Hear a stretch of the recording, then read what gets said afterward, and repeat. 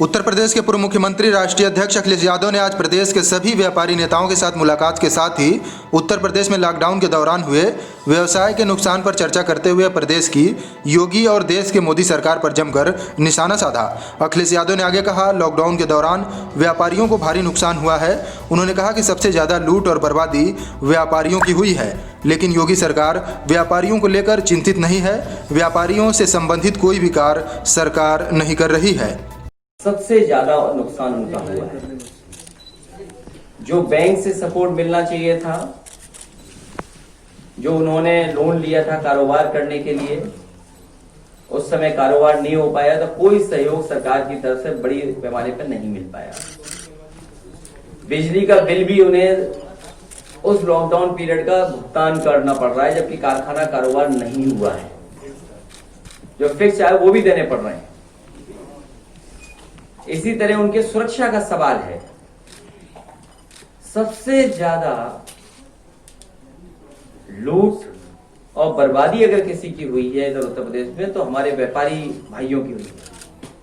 और कई उदाहरण हम दे सकते हैं जिसमें व्यापारियों की हत्या हुई, वो कैद थी कैमरों में।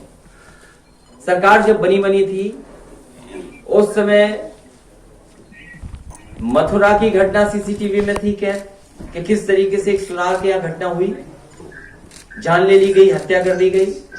सीतापुर की घटना सबको पता है।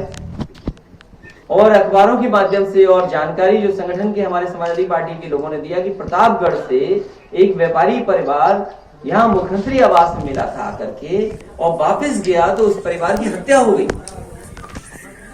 वो सुरक्षा मांगने आया था।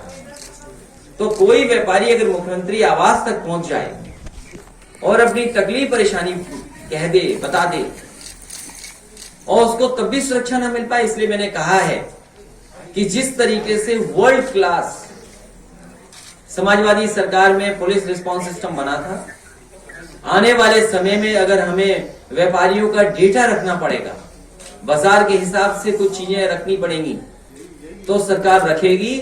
और व्यापारियों की पूरी सुरक्षा का इंतजाम समाजवादी सरकार में होगा।